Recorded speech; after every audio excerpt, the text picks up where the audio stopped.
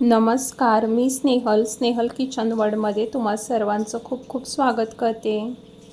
तर आज आपण साबुदाण्याचं थालीपीठ बनवणार आहोत. तर आता श्रावण सुरू आहे आणि सगळ्या मैत्रिणींचे उपवास असतात आपले बऱ्याच जणींचे. तर रोज रोज साबुदाणा खिचडी खाणं आपल्याला जमत नाही. तर अशामध्ये काहीतरी वेगळं असेल तर खायला पण बरं वाटतं. तर आज आपण साबुदाणा थालीपीठ कशा पद्धतीने करायचे ते पाहणार आहोत. अगदी कमीत कमी वेळेत होणारी ही रेसिपी आहे. त्यासोबत या ठिकाणी शेंगदाण्याची चटणी केलेली आहे. आणि पाहूया आपण कशा पद्धतीने हे थालीपीठ तयार करायचं आहे. तर त्यापूर्वी जर चॅनलवरती नवीन असाल तर नक्की माझ्या चॅनलला सबस्क्राईब करा आणि अधिक वेळ न करता आपल्या रेसिपीला सुरुवात करूयात. आज आपण उपवासासाठी साबुदाण्याचं थालीपीठ करणार आहोत. तर या ठिकाणी 1 वाटी साबुदाणा घेतलेला आहे. तर हा साबुदाणा आपण 4 ते 5 तास भिजत घालून घेतलेला आहे. आता छान भिजलेला आहे आणि आता आपण याचे थालीपीठ तयार करणार आहोत. आता या ठिकाणी आपण एक बटाटा घेतलेला आहे उकडून. तर तो स्मॅश करून घेऊ शकता तुम्ही किंवा आपण किसून घेऊ शकतो. तर आता या ठिकाणी मी यामध्ये हे किसून घेते. बटाटा उकडून घेतलेला आहे. आता यामध्ये आपण याला व्यवस्थित असं किसणीनं किसून घेणार आहोत.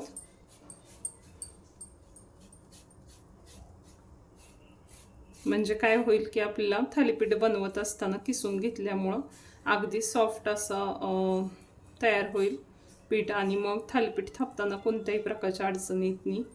तर आता हे अशा पद्धतीनं आपण व्यवस्थित किसून घेतलेला आहे बटाटा, तुम्ही पाहू शकता.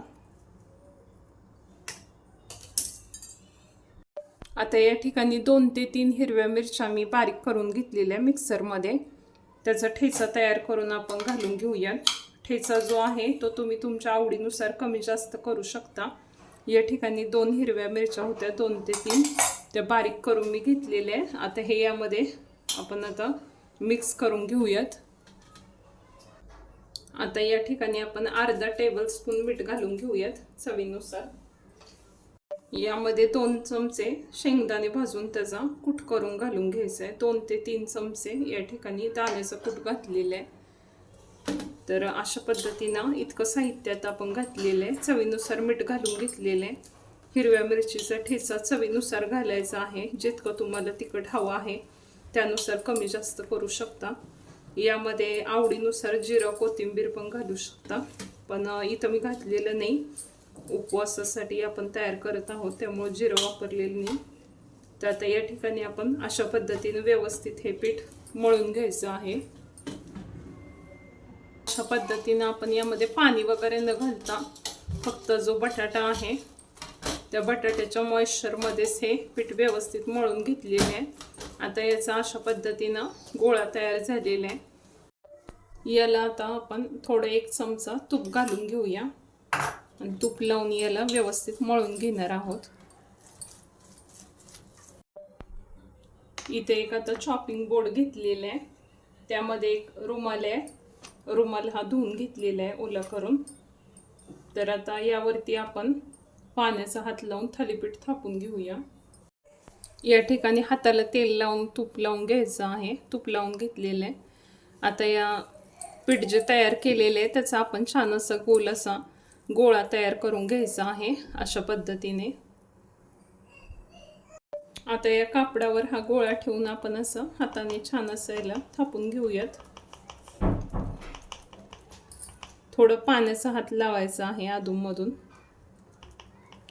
याला मधून असं पाण्याचा हात लावायचा आहे. पाण्यामध्ये हात घालून पूर्ण असं व्यवस्थित असं थापायचं. जास्तही पातळ बनवायचं नाही आपल्याला.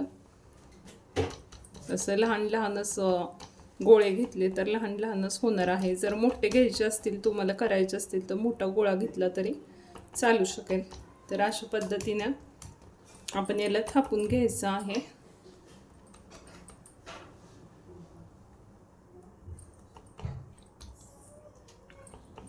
याला अशा पद्धतीने आपण थापून झालेलं आहे आपलं थालीपीठ. थालीपीठ भाजूया. थोडंसं तूप घालून घेऊया आधी. आणि आता आपण तयार केलेलं थालीपीठ घालून घेऊयात.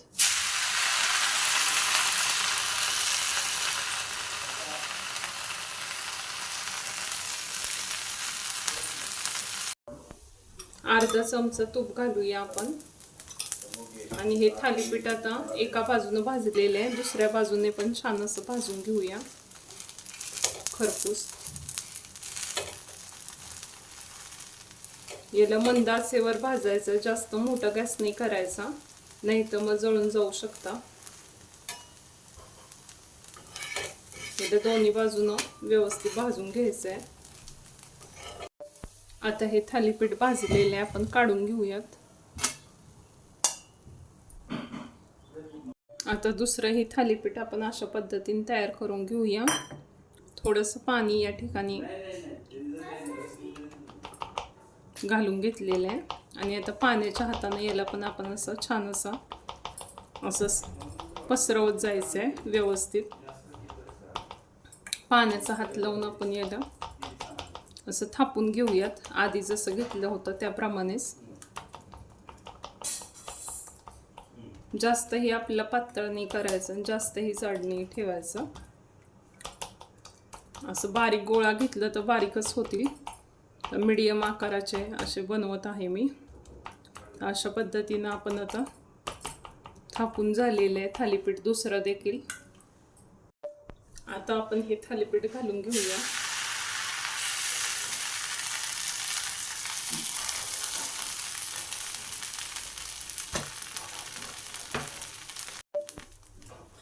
थोडंसं तूप सोडून घेऊया बाजूने याला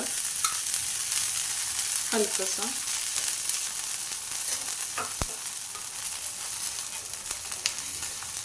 आता याला पलटी करून घेऊयात आपण. दुसऱ्या बाजूने पण भाजून घेऊयात. तुम्ही बघू शकता छान खरपूस असं भाजलं गेलेलं एका बाजूने. आता दुसऱ्या बाजूने छान असं भाजून घेऊयात. दोन्ही बाजूने आपलं थालीपीठ छान असं खरपूस भाजलं गेलेलं आहे. आता तुम्ही पाहू शकता दोन्ही बाजूने छान असं भाजलं गेलेलं आहे. आता आपण हे काढून घेऊयात अशा पद्धतीने.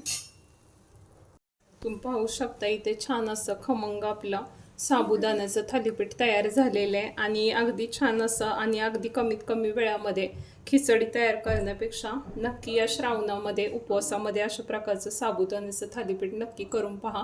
आणि त्यासोबतच ही चटणी केलेली आहे या ठिकाणी. आणि चटणीची जी रेसिपी आहे ती साबुदाणा वड्याचा जो व्हिडिओ आहे त्यामध्ये अपलोड केलेली आहे आपल्या चॅनलवरती, तर ती नक्की पहा. तर आजची माझी साबुदाणा जे थालीपीठची रेसिपी आहे तुम्हाला आवडली असेल तर रेसिपीला लाईक करा. आणि चॅनलवरती नवीन असाल तर नक्की चॅनलला सबस्क्राईब करा. आता भेटूयात पुन्हा एका नवीन अशा सुंदर रेसिपीसोबत. तोपर्यंत खात राहा, मस्त राहा. आणि रेसिपी पाहिल्याबाबत सर्वांचे खूप खूप धन्यवाद.